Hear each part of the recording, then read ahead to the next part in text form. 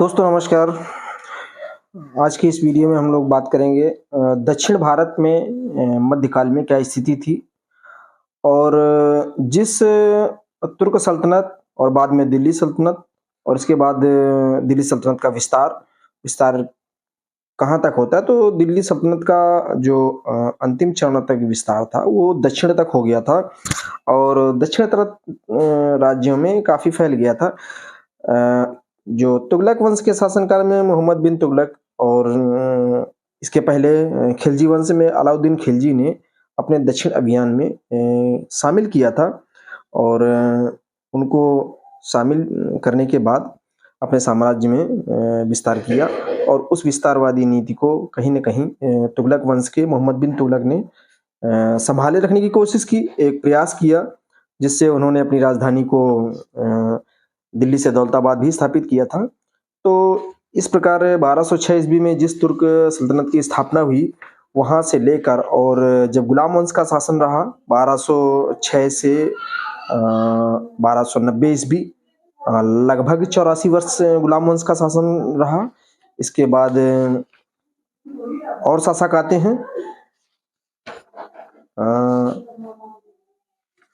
गुलाम वंश के शासन में जब विस्तार होता है तो 1290 से 1320 ईस्वी में खिलजी वंश का विस्तार करता है। जो सल्तनत काल का जो विस्तार होता है वो खिलजियों के शासनकाल में ज़्यादा होता है और जो गुलाम वंश थे वो तो 1206 से 1290 ईस्वी तक थे, लगभग 84 वर्ष उनका शासनकाल रहा, लेकिन दक्षिण में विस्तार नहीं किया है। जब खिलजी वंश आता है तो उन्होंने क्या किया, जलालुद्दीन खिलजी ने तो खैर उदार नीति अपनाई, लेकिन अलाउद्दीन खिलजी उसका जो भतीजा शासन स्थापित किया उसने काफ़ी बदलाव किए और 1290 से 1320 ईस्वी जो ये खिलजी वंश रहा उसने काफ़ी विस्तार किया जैसा कि दक्षिण तक। और आगे हम लोग इस विषय में बात करना चाहते हैं इस वीडियो के माध्यम से कि जो दक्षिण में राज्य स्थापित हुए तो वो कौन से राज्य थे और उनकी क्या स्थितियां बनी, कैसे स्थापित हुए, तो बात करेंगे। मोहम्मद बिन तुगलक के शासनकाल में देखा हमने अंतिम दिनों में दिल्ली सल्तनत का दक्षिणी भारत पर अधिकार कमजोर हो चला था। अलाउद्दीन खिलजी ने राज्य स्थापित किया और उसके बाद के जो उत्तराधिकारी आए तो उन्होंने इतनी सैन्य शक्ति को मजबूत नहीं रख पाए और कहीं न कहीं उनको परेशानियां हुई, तो शासन में थोड़ा लूज हुआ शासन। उस लूज शासन का प्रभाव ये पड़ा कि जो क्षेत्रीय छोटे छोटे राज्य थे, गवर्नर थे, इक़्तिदार या सूबेदार या प्रांत के जो होते थे वो अपने आप को स्वतंत्र स्थिति में लाने की कोशिश किया और परिणाम यह निकला कि जो दक्षिण के राज्य थे जैसे बहमनी और विजयनगर राज्यों का अस्तित्व बहुत ही उभर कर आता है। तो बहमनी राज्य के बारे में हम बात करेंगे कि देखते हैं कि बहमनी राज्य क्या है और बहमनी राज्य की स्थापना किसने की और बहमनी राज्य क्या भौगोलिक परिस्थिति रही, इन परिस्थितियों में ये उत्पन्न हुआ। तो देखते हैं मोहम्मद बिन तुगलक का एक अधिकारी था जिसका नाम था हसन गंगू। मोहम्मद बिन तुगलक जिन्होंने अपनी राजधानी देवगिरी या दौलताबाद स्थापित की थी, तो उनका बाद में अपना वो राजधानी फिर स्थानांतरित की दिल्ली। तो इस भागम भाग के चक्कर में और उन्होंने फिर उनका अधिकारी वगैरह रखा होगा दक्षिण में, तो उनका एक अधिकारी था हसन गंगू। हसन गंगू ने बहमनी राज्य की नींव डाली और सन 1347 ईस्वी में सुल्तान के विद्रोह कर दिया हसन गंगू ने, सुल्तान का, ये मोहम्मद बिन तुगलक का, और अपने को स्वतंत्र कर दिया। उसने अपने नाम को जो बढ़ाया उसकी एक अच्छा नाम दिया, बहमनी नाम था उसका। तो हसन गंगू, वैसे तो हसन गंगू नाम था, लेकिन उसने बहमन शाह के नाम से गद्दी पर बैठा और उसने बहमनी जो अपने राज्य की बनाया उसको बहमनी राज्य रखा। तो बहमन शाह की उपाधि धारण की और इस राजवंश का पहला शासक बना, स्थापित किया। यानी हसन गंगू ने, जो मोहम्मद बिन तुगलक का अधिकारी था, उसने इतनी उसकी स्थिति अच्छी हो गई कि उसने अपने आप को ही सुल्तान घोषित कर दिया दक्षिण राज्य का, और बहमन शाह के नाम से वो सुल्तान बन गया। तो उसने अपने राज्य को 4 प्रांतों में बांटा। आज के जो महाराष्ट्र है, आज देखते हैं महाराष्ट्र की स्थिति, जैसे गुलबर्गा है, उसको गुलबर्ग भी कहते हैं, और कहीं कहीं गुलबर्ग मिलेगा, कहीं कहीं गुलबर्गा मिलेगा। और दौलताबाद, देवगिरी और दौलताबाद का नाम तो हमने कई बार जिक्र किया, और देवगिरी को ही दौलताबाद कहा गया है। और मोहम्मद बिन तुगलक ने राजधानी भी बनाया था, तो राजधानी जब रही होगी तो अच्छा विकसित हुआ होगा, अच्छा कुछ ना कुछ तो परिवर्तन किया गया होगा, हुआ होगा काफी। और बरार तथा बीदर, ये 4 प्रांतों में अपने साम्राज्य को बांटा हसन गंगू ने, जो बहमन शाह के नाम से सुल्तान बना। और उसने एक अपने छोटे से साम्राज्य को दक्षिण में जो स्थित था उसको 4 प्रांतों में बांटा, गुलबर्ग या गुलबर्गा, और दौलताबाद, बीदर और बरार। तो इस प्रकार उसने गुलबर्ग को अपनी राजधानी, गुलबर्ग या गुलबर्गा को अपनी राजधानी बनाया। निश्चित रूप से कोई ना कोई राजधानी बनाती थी, तो गुलबर्गा को अपनी स्थिति कंडीशन देखी होगी, सही है, जो अपने आप को सुरक्षित महसूस करते थे उसी शहर को राजधानी बनाया करते थे सुल्तान या राजा जो भी होता था। तो उसने अपने उसको गुलबर्ग को राजधानी बनाया। और कृष्णा नदी का संपूर्ण उत्तरी दक्कन बहमनी राज्य के अंतर्गत आता था, यानी कि जो कृष्णा नदी है, कृष्णा नदी बहती है, तो कृष्णा नदी के दक्षिण का जो संपूर्ण भाग था वो बहमनी राज्य के अंतर्गत आता था। इस वंश का, यानी कि ये जो हसन गंगू ने बहमन शाह बहमनी राज्य की स्थापना की, इस वंश का सबसे महानतम शासक था फिरोज शाह। इसके पहले फिरोज शाह तुगलक वंश में भी हुआ है, तो वो तुगलक वंश का था, वो एक अलग बात थी, वो उत्तरी राज्य या राज्य में सम्मिलित था, तुर्क सुल्तान था। ये जो था दक्षिण राज्य की बात हो रही है, दक्षिण में विस्तार की बात हो रही है। तो इस समय ये जो था बहमन शाही बहमनी साम्राज्य का महानतम शासक था फिरोज शाह, और वह बड़ा योग्य, काबिल भी था और न्यायप्रिय, यानी न्यायप्रिय का मतलब न्याय करता था। न्यायप्रिय होना अपने मायने में बहुत बड़ी बात होती है, सही को सही कहना, गलत को गलत कहना, ये सबके बस की बात नहीं होती है। तो जो राजा न्यायप्रिय होता है वो कहीं ना कहीं अच्छा माना जाता था। तो बहमन शाह जो था, ये फिरोज शाह जो था, वो न्यायप्रिय शासक था।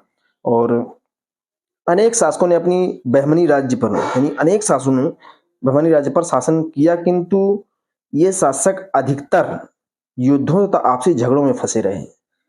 बहमनी राज्य में कई शासक आए, लेकिन ये क्या था, अपने आपस में ही झगड़ों में उलझे रहे। एक तो गुलबर्गा, दौलताबाद, बरार और बीदर, ये 4 स्टेट थी इनकी, तो उनमें संतुलन बनाए रखना होता होगा, तो इसकी एक परिस्थितियां अलग थी। इसके बाद इनके जो सीमावर्ती राज्य होंगे वो भी इन पर अटैक करते रहते थे। तो बहमनी राज्य का प्रसिद्ध शासक वहां का वजीर महमूद गवा था। महमूद गवा जो बहमनी राज्य का प्रसिद्ध शासक, वहां का वजीर महमूद गवा था। उसके पश्चात बहमनी राज्य का विघटन शुरू हो गया। लास्ट का जो शासक था वो महमूद गवा था, जो बहमनी राज्य का अंतिम महानतम शासक होता है। इसके बाद विघटन शुरू हो जाता है, लास्ट हो जाता है। फिर इसके बाद क्या, 15वीं शताब्दी के उत्तरार्ध में बहमनी राज्य टूटकर 5 राज्यों में बढ़ गया। बहमनी राज्य भी 15वीं शताब्दी में, जब इधर उत्तर भारत में मंगोलों का आक्रमण होता है और मुगल आना शुरू हो जाते हैं, ठीक उस समय यहाँ पर भी स्वतंत्र सत्ता स्थापित होती है, और जो इनके राज्य थे वो 5 राज्यों में बट जाता है। अहमदनगर, गोलकुंडा, बीजापुर और बरार और बीदर, यानी अहमदनगर, ये जो 4 स्टेट में बांटे थे, गुलबर्गा, दौलताबाद, बरार तथा बीदर, तो ये राज्य बाद में जाके 5 राज्यों में बढ़ जाता है। 4 राज्यों में स्थापित किया था बहमनी राज्य को शुरुआती दौर में, और गुलबर्गा को राजधानी बनाया था। तो ये बाद में 15वीं शताब्दी में जाकर अहमदनगर एक स्टेट बन जाता है, गोलकुंडा एक स्टेट बन जाता है, बीजापुर और बरार, बीदर, ये स्टेट बन के तैयार हो जाती हैं।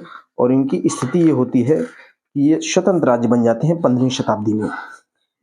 इसके जो समीप या सीमा से जुड़ा हुआ एक राज्य और स्थापित होता है दक्षिण में, जिस समय इधर तुगलक वंश का शासन ढीला पड़ा, तो उस समय दक्षिण में बहमनी राज्य के अलावा एक विजयनगर राज्य की स्थापना होती है।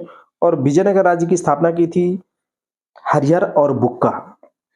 हरिहर और बुक्का नाम के दो भाई थे, एक का नाम था हरिहर और दूसरे का नाम था बुक्का। इन दोनों ने मिलकर इस राज्य की स्थापना की थी। तो इस प्रकार देखते हैं हम कि विजयनगर राज्य की जो स्थापना हुई वो भी मोहम्मद बिन तुगलक या यूं कहें कि तुगलक वंश के शासन के कमजोर होने के परिणाम स्वरूप हुई। तो यहाँ हरिहर और बुक्का दो भाई थे। इन्होंने देखा कि सल्तनत की जो स्थिति कमजोर हो रही है, तो उन्होंने भी इस चीज का फायदा उठाया और जो होयसल राज्य था, आज के समय में जो मैसूर, उसको होयसल राज्य उस समय कहा जाता था, तो मैसूर के क्षेत्र को जीता और सन 1336 ईस्वी में अपने को विजयनगर राज्य का स्वतंत्र शासक घोषित कर दिया। और हस्तिनावती जो नाम आता है, हस्तिनावती, वो हस्तिनापुर अलग है, ये हस्तिनावती दक्षिण की बात चल रही है, वो उत्तर की बात है, हस्तिनापुर एक अलग बात है। ये हस्तिनावती जो आज के समय में हम्पी और कर्नाटक के आसपास का जो क्षेत्र जाना जाता है, तो इसको जो है उन्होंने हम्पी को या हस्तिनावती को, उस समय हस्तिनावती के नाम से विजयनगर राज्य की राजधानी बनाया। विजयनगर राज्य स्थापित हुआ और ये जस्ट बहमनी राज्य के अकॉर्डिंग बना। सेम परिस्थितियां थी, सेम कंडीशन थी, तो उसी परिस्थितियों के अनुसार हरिहर बुक्का ने अपने आप को स्वतंत्र स्थिति में लाकर और विजयनगर राज्य की स्थापना की और हस्तिनावती को राजधानी बनाया। हस्तिनावती की पहचान करने के लिए, जैसे आधुनिक काल में हम्पी है और कर्नाटक के जो आसपास का जो क्षेत्र रहा होगा कोई, तो उसे हस्तिनावती कहा जाता था। और वहां इन्होंने देखा कि हमारी राजधानी यहाँ ठीक रहेगी, तो इन्होंने अपनी कंडीशन को ठीक समझते हुए हस्तिनावती को राजधानी बनाया। और इस यानी विजयनगर राज्य का जो सबसे अच्छा शासक था, महानतम शासक था, न्यायप्रिय शासक कह सकते हैं, योग्य था, वो कृष्णदेव राय था। कृष्णदेव राय विजयनगर राज्य के महत्वपूर्ण शासक थे। यदि बहमनी और विजयनगर में मित्रता का संबंध होता तो शक्तिशाली राज्य बन सकते थे। एक चीज ये देखने को मिलती कि जैसे उत्तर में कई वंशों ने लगातार शासन किया और उत्तर की स्थिति को एक समूह में बनाए रखा। उत्तर की भारत की जो स्थिति थी, पश्चिमोत्तर क्षेत्र से लगातार बाहरी आक्रमण, मध्य एशिया से, मंगोल से ये आक्रमण हो रहे थे, लेकिन जो मौजूदा उस समय तत्कालीन जो सुल्तान रहे होंगे उनका विरोध भी कर रहे थे और कहीं ना कहीं सुरक्षित भी रखे थे। तो उत्तर भारत को एक सूत्र में बांधे हुए थे। लेकिन दक्षिण में जो ये राज्य बन रहे थे, जैसे बहमनी राज्य बना, विजयनगर राज्य बना, हरिहर बुक्का ने स्थापित किया, तो ये क्या थे, ये एक दूसरे के धुर विरोधी थे। आपस में ही वर्चस्व कायम करने के लिए एक दूसरे पर आक्रमण करते रहते थे और लड़ाइयां करते रहते थे। तो उसका परिणाम ये हुआ कि ये बड़ा साम्राज्य, जो बड़ा क्षेत्र था, एक राज्य नहीं बन सका दक्षिण में। ये दोनों अलग अलग आपस में अपनी शक्तियों का ह्रास करते रहे और नुकसान करते रहे। वह ये दोनों राज्य रायचूर दोआब को अपने राज्य का हिस्सा मानते थे। जो दोनों जो है स्टेट के बीच में पड़ता है रायचूर का दोआब, यानी दो नदियों के बीच का जो कृष्णा और तुंगभद्रा जो नदियां थी, उसके बीच का जो मैदानी भाग था, उपजाऊ भाग भी था, दोनों राज्यों के बीच में स्थित था। तो दोनों उस जो रायचूर का दोआब था, जो कृष्णा और तुंगभद्रा नदियों के बीच का क्षेत्र रायचूर के दोआब के नाम से जाना जाता था, उसमें यानी जो बहमनी राज्य था वो भी अपना अधिकार समझता था और मानता था कि ये मुझे मिल जाना चाहिए। और जो विजयनगर राज्य के राजा थे वो भी अपना अधिकार, स्वाभाविक अधिकार मानते थे। तो आपस में जो भी विजयनगर राज्य के राजा बने और इधर बहमनी राज्य का जो राजा बना, तो आपस में इस मुद्दे को लेकर लड़ते रहे कि नहीं, ये जो रायचूर का दोआब है वो हमारा है और ये विजयनगर राज्य के कहते रहे हमारा है। और जो बहमनी राज्य के थे ये लोग कहने लगे कि हमारा है और इस पर हमेशा जो है युद्ध होता रहा और ऐसी लड़ाइयों में ही इन्होंने अपनी शक्ति पूरी खपा दी। बहमनी राज्य के गोलकुंडा क्षेत्र में हीरे की खानें थीं। जो बहमनी राज्य वो समृद्ध क्षेत्र था बहमनी राज्य, और उसमें जो है गोलकुंडा का जो आसपास का क्षेत्र था उसमें हीरे की खान थी। और विजयनगर के शासक, जो विजयनगर के शासक थे, वो गोलकुंडा को जीतना चाहते थे।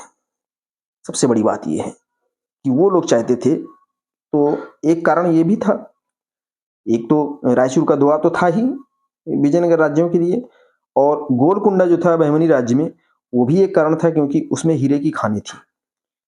तो दोनों राज्यों के शासक बड़े महत्वाकांक्षी थे, बड़ी इच्छाएं थी इनकी, बड़े पराक्रमी थे और संपूर्ण प्रायद्वीप पर अपना अधिकार चाहते थे। सोच अच्छी थी, बड़ी थी। ये द्वंद्व जो था, ये युद्ध इन्हीं दो बड़े राज्यों तक सीमित नहीं रहे। जो बहमनी राज्य और विजयनगर राज्यों का जो लड़ाई था, जो द्वंद्व युद्ध था, वो इन्हीं तक सीमित नहीं रहे। पूर्वी समुद्र तट पर उड़ीसा, आंध्र और मदुरई, ये क्षेत्र भी बहुत छोटे छोटे राज्य थे, लेकिन इन राज्यों पर लगातार बहमनी या विजयनगर के शासक आक्रमण करते रहे। देखिए, ये दोनों लोग शक्तिशाली थे और दोनों चाहते थे कि एक तो इनकी आपस की लड़ाई का एक कारण था रायचूर का दोआब, दूसरी विजयनगर के जो शासक थे वो जो बहमनी राज्य का जो गोलकुंडा था, वो हीरे की खान थी, उस पर नजर थी उसकी, तो एक वजह ये भी थी।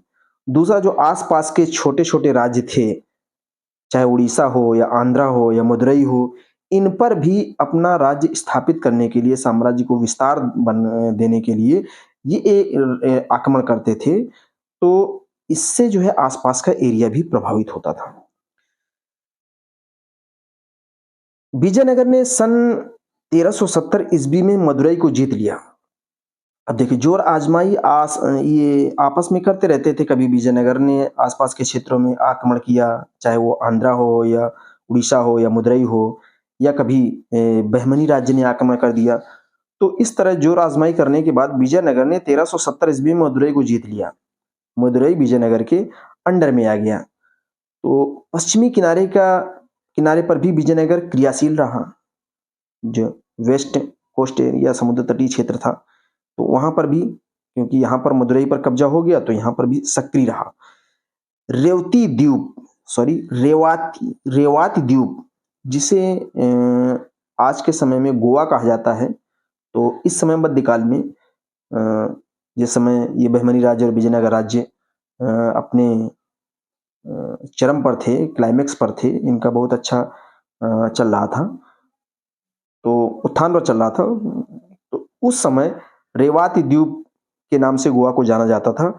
एक महत्वपूर्ण व्यापारिक केंद्र था, यानी कि एक ट्रेड सेंटर था जहां पर व्यापार होता था, तो जिस पर उसने अधिकार कर लिया, विजयनगर राज्य का अधिकार हो गया।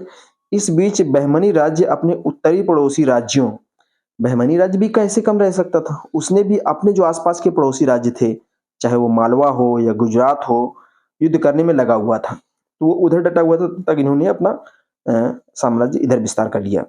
ये सभी राज्य शक्तिशाली बन गए क्योंकि इनके धन प्राप्त करने के दो साधन थे। ये सब राज्य, मतलब बहमनी राज्य दक्षिण में और विजयनगर राज्य, दोनों शक्तिशाली बनते गए। उसके कारण थे कि पहला, भूमि का लगान, टैक्स इनको खूब मिलता था। रायचूर जैसे उपजाऊ क्षेत्र में इस साधन से बहुत बड़ी मात्रा में धन प्राप्त होता था, टैक्स मिलता था इनको।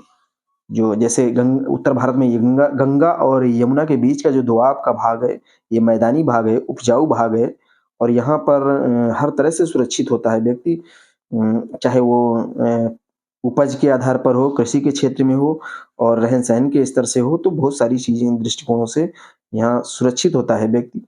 तो यहाँ पर जो सभ्यता है वो और लोग होते हैं बहुत ज्यादा प्रोग्रेसिव होते हैं। तो उसी प्रकार रायचूर जैसे उपजाऊ क्षेत्र में भी यहाँ पर लोगों को, जो राजा होता था, वो संपन्न रहता था। दूसरा साधन था व्यापार का।